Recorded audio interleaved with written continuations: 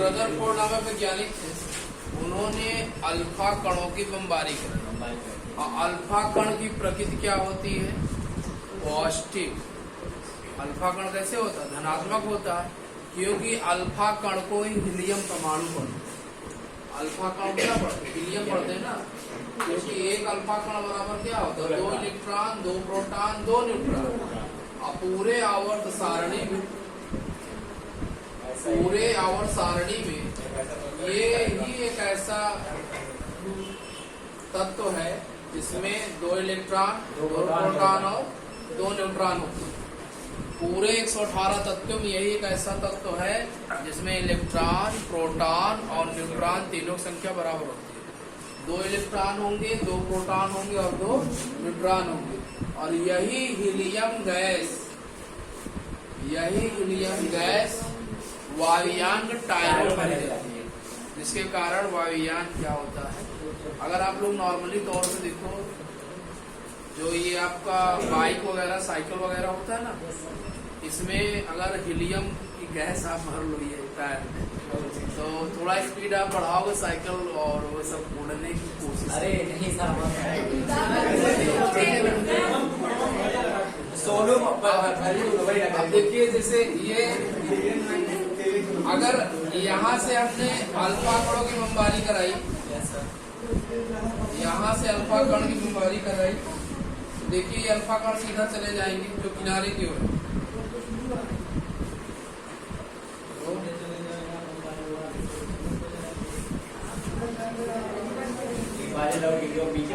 Alpha कण सीधे चले जाएंगे, लेकिन जैसे जैसे परमाणु के बीच में, यानी इस परमाणु के बीच मध्य में आएंगे, अल्फा कणों के जो बमबारी करा रहे हैं उनमें परिवर्तन होना शुरू हो जाए, उसमें परिवर्तन होना शुरू हो जाए। क्या परिवर्तन होगा जरा देखो।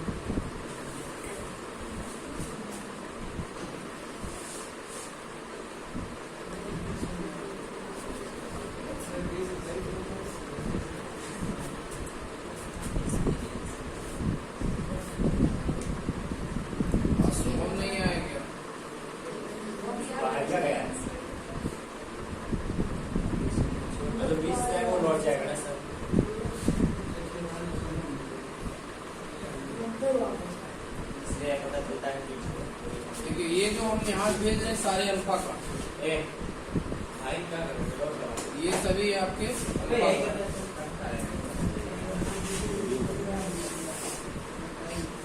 ठीक है। और ये अल्फा कण परमाणु से होकर गुजर रहे हैं। जब परमाणु से होकर गुजर रहे हैं, इनके जो मार्ग है, मार्ग में विचलन पैदा होगा, इनके मार्गों में विचलन पैदा होगा।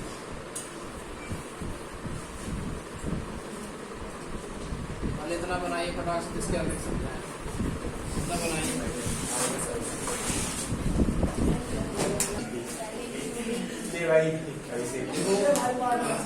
रदरफोर्ड नामक वैज्ञानिक ने जब किसी परमाणु पर, इसको एटम मान लो, किसी परमाणु पर अल्फा कणों की बमबारी करे, ठीक है ना। रदरफोर्ड नामक वैज्ञानिक ने परमाणु पर अल्फा कणों की बमबारी कराई। उन्होंने यह देखा कि कुछ अल्फा कण अपने मार्ग से सीधे चले जाते हैं, कुछ अल्फा कण अपने मार्ग से थोड़ा सा विचलित और कुछ अल्फा कण अपने मार्ग से विचलित होकर 90 अंश का कोण बनाते, और कुछ अल्फा कण अपने मार्ग से जाते हैं और अपने मार्ग से वापस आ जाते हैं। मैं इसे नीचे की ओर इसलिए घुमाया हूँ, जबकि रियलिटी क्या है, इसको ऐसे जाना चाहिए था और इसी पे आना चाहिए था, लेकिन मैं आपको समझाने के लिए दिखा रहा हूँ, उसी मार्ग पे जा रहा, उसी मार्ग से आ रहा। ठीक, तो रदरफोर्ड ने परमाणु पर अल्फा कणों की बमबारी करा के यह देखा कि कुछ अल्फा कण अपने मार्ग से सीधे चले जाते हैं, कुछ अल्फा कण अपने मार्ग से विचलित हो जाते हैं और कुछ अल्फा कण अपने मार्ग से वापस आ जाते हैं। जिससे यह सिद्ध हुआ कि परमाणु के नाभि में कोई धनावेशित भाग है। परमाणु के नाभ में कोई धनावेशित भाग है जो कि उस अल्फा कण को क्या कर रहा है, प्रेरित कर रहा है, प्रतिकर्षित कर रहा है।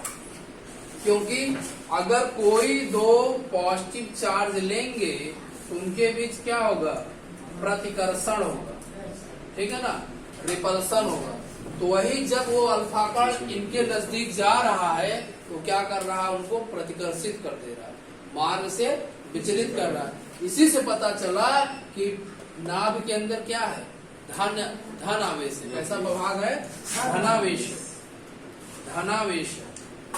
क्योंकि अगर ऋण होता तो आकर्षित हो जाता और सीधा चला जाता। यहाँ पर ऋण या जहाँ पर सीधा चला जा रहा वहाँ ऋण है। इससे पता चला वहाँ क्या है, इलेक्ट्रॉन है। जहाँ सीधा चला जा रहा है इसका मतलब वहाँ ऋण है, इसका मतलब इलेक्ट्रॉन है। तो एटम के बाहरी कक्षाओं, परमाणु के बाहरी कक्षाओं में क्या है, इलेक्ट्रॉन है। अब बीज कक्षा में क्या है, प्रोटॉन है। प्रोटॉन धन है तभी तो उसको वापस कर रहा है, इलेक्ट्रॉन ऋण है इसलिए सीधा जाने दे रहा। जा भैया, बात समझ रहे ना।